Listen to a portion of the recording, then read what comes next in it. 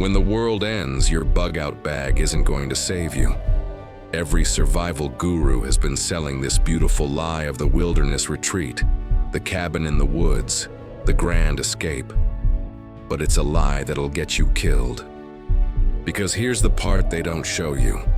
The second that emergency broadcast cuts off, every person with that same plan is going to hit the road at the exact same time.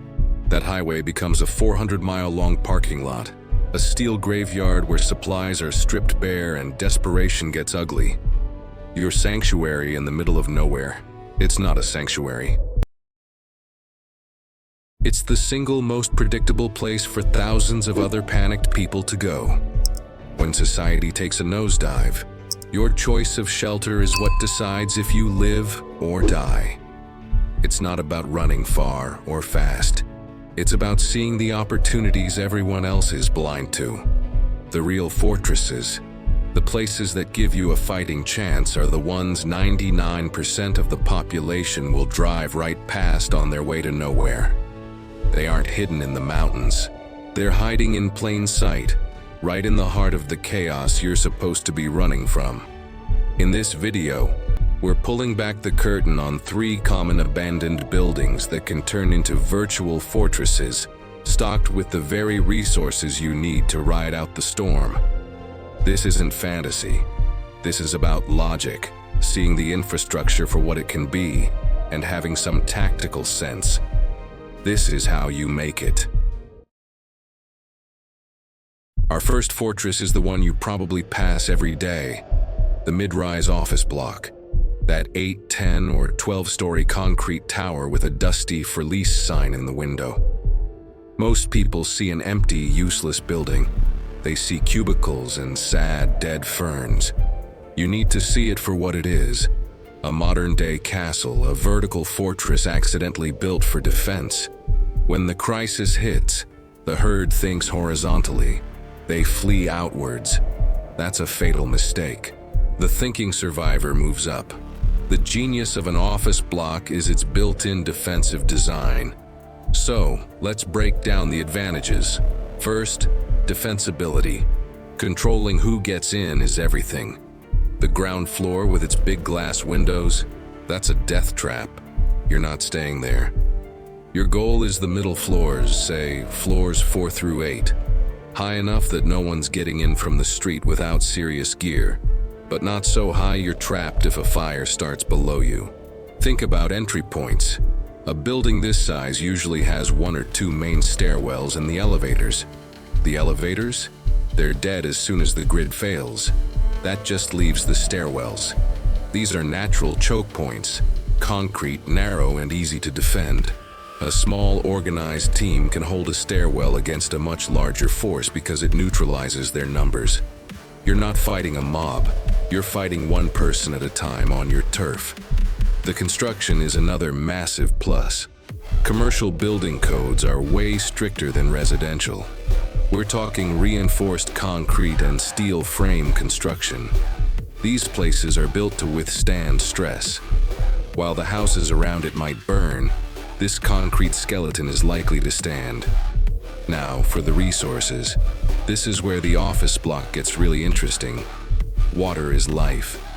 On the roof of almost every commercial office building is a huge HVAC system. The cooling towers often hold a massive amount of water. But hold on, don't go drinking it. That water is a chemical soup, often treated with biocides, scale inhibitors, and can host bacteria like Legionella. It is absolutely not safe to drink without advanced multi-stage purification. But it is a massive reservoir of raw water that, with the right knowledge, can be made safe for consumption, cooking, and hygiene. The big flat roof is also a perfect rainwater catchment system. A few tarps, a few containers, and you have a passive water collection machine. Inside, the building is a scavenger's dream. Every floor has bathrooms with plumbing. Even after the city water pressure is gone, the pipes and tanks hold a lot of residual water you can collect. You have sanitation facilities that can be converted into a gravity-fed waste system, which is a luxury you can't put a price on. What about tools? Every office is packed with furniture. Desks and filing cabinets become barricades. Ceiling tiles, metal studs from interior walls, wiring. It's all raw material. But the real score is in the maintenance room. Usually in the basement or on a dedicated floor. These rooms are filled with tools, spare parts, and janitorial supplies. Bleach, cleaning agents, and other vital stuff for sanitation. Finally, there's low visibility. In the first chaotic days, looters hit high-value targets. Grocery stores, gun shops, pharmacies. Nobody panics and thinks, let's go raid that boring office building. It signals no food, no medicine, no guns. It's psychologically invisible. This gives you a critical window of days, maybe weeks, to get your spot secured without drawing attention. You can watch the world burn from your concrete perch, unseen, while everyone else is fighting over scraps in the streets. Our second fortress is a spot so deeply overlooked, it's a strategic blind spot for 99.9% of people. The small, abandoned dental or veterinary clinic. When the system breaks, the masses will stampede towards the hospital, desperate for a doctor, for medicine, for anything. Hospitals will become epicenters of disease and violence. They will be the most dangerous places on the planet. But just a few blocks away sits a small brick building for a dental practice that closed down a few years ago. To the panicked mind, it's invisible. To the strategic mind, it's a medical gold mine. The biggest advantage here is simple: medical resources. In a world without 911, infection will kill more people than bullets. A deep cut or a broken tooth can be a death sentence. While everyone else is fighting for the last can of beans, you'll control the tools to fight infection and manage injuries. Let's start with the resources. These clinics are literally built for medical work. Vet clinics, for example, often stock broad-spectrum antibiotics. Now, these are animal formulations, and using them on humans is risky due to different dosages and purity standards. It's also illegal in normal times. But in a world where an infection can kill you, it's a calculated risk you might have to consider. Dental offices are where the real treasure is, though maybe not what you think. They don't typically stock piles of antibiotics or strong painkillers. What they do have is local anesthetics like lidocaine, and more importantly, the tools of sterilization. You'll find autoclaves for sterilizing instruments, and even if you can't power them, you'll find gallons of sterilization chemicals. You'll find boxes of sterile gloves, masks, scalpels, sutures, and syringes. You'll have the ability to clean and stitch a wound properly, a near impossible luxury for almost everyone else. Next, defensibility. Unlike a huge hospital, a small clinic is a fortress in a box. They're usually built from sturdy brick or concrete block with a limited number of entrances and smaller windows. A single person or a small group can easily secure and watch the whole perimeter. The inside is a maze of small exam rooms and hallways, which breaks up sight lines and forces any intruder to clear it room by dangerous room. Finally, psychological invisibility. Just like the office block, no one is thinking about Dr. Smith's old vet clinic when they're scrambling for gas and food. It has zero perceived value to a looter. This stealth factor is its best defense in the first, most violent wave of a collapse. While hospitals are overrun and pharmacies are burning, you can quietly move in and set up a low-profile fortress of health. 6 months down the line, a bottle of antibiotics could be worth more than a car. This isn't just shelter, it's the foundation for real power in a broken world. Our third and final fortress is the most advanced play. It's less about shelter and more about being a center of power. We're talking about the forgotten nodes of our civilization's nervous system. Public works depots, sewage lift stations, and especially smaller unmanned water management facilities. To the average person, these are ugly, fenced-off industrial buildings. They see rust and warning signs and are conditioned to stay away. You need to see them for what they are: the keys to controlling water and information. Let's focus on the ultimate prize: a small water treatment or pumping station.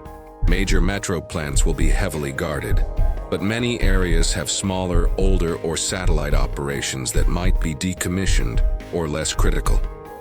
While everyone is fighting over the last bottle of water, you could be sitting on the machinery of purification itself. The core advantage is the resource. The entire facility is designed to take dirty water and make it safe. Inside, you'll find sand filters, carbon filters, and the plumbing to connect them. Even if the automated systems are dead, the basic components are physical and can often be operated manually if you have the technical expertise. This is not a project for an amateur, but if you can make it work, you become an oasis in a desert. You don't have water, you are the water. Now let's look at other utility hubs like maintenance depots and ham radio clubhouses. Their resource is just as valuable: information and capability. When the grid dies, communication goes with it. The internet becomes a memory. But amateur ham radio operators have built a decentralized network that works when nothing else does. Their clubhouses are often small, boring buildings filled with radio gear, antennas, and sometimes backup power systems like generators or solar arrays. Controlling one of these makes you the eyes and ears of the new world. You can gather intelligence and communicate over huge distances. Public works and utility depots offer a different kind of power: the power to fix things. These sheds are packed with industrial-grade tools, welding equipment, and fuel reserves for service vehicles and generators. Even better, you'll find maps and blueprints of the city's water lines, electrical conduits, and gas pipes. This is the instruction manual for the old world, and the key to rebuilding the new one. The defensive traits here are top tier. These places were built for security, not comfort. They are almost always fenced off. The buildings are concrete or steel boxes with few, if any, windows. They were designed to resist vandalism, and just like our other fortresses, they have low visibility.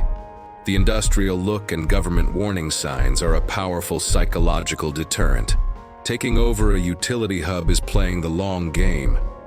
You're moving from just surviving to having actual influence. You're no longer just a consumer. You're a producer of the most valuable things in a post-collapse world: clean water, good information, and the ability to rebuild. The great lie of the bug-out plan is that survival is somewhere else. It tells you to run, to find some untouched paradise. But the truth is the exact opposite. The first wave of chaos will swallow the escape routes and turn every predictable hideout into a war zone. Survival isn't about running from the city, it's about understanding it. It's about seeing the strategic value where others only see blight. The real fortresses have been hiding in plain sight all along. The vertical castle of the office block, the medical gold mine of the forgotten clinic, the ghost grid of the utility depot. Each of these spots shares one critical trait: they are invisible to the panicked mind. They are underestimated and ignored by the masses who are laser-focused on their immediate, desperate hunt for food and fuel. While they fight over scraps, you can set up a position of long-term, sustainable power. The tools for survival are all around you. You just have to learn to see them not for what they were, but for what they can become. It's not the gear in your bag that will save you. It's the knowledge in your head. Stop planning to run. Start planning to see. If you found this valuable, hit that like button and subscribe for more deep dives into post-collapse strategy. Now we want to hear from you. What overlooked fortress do you have in your area? What abandoned place have you driven past and thought, That has potential? Share your ideas in the comments. Let's build a community of thinkers, not just runners. Stay sharp and stay safe.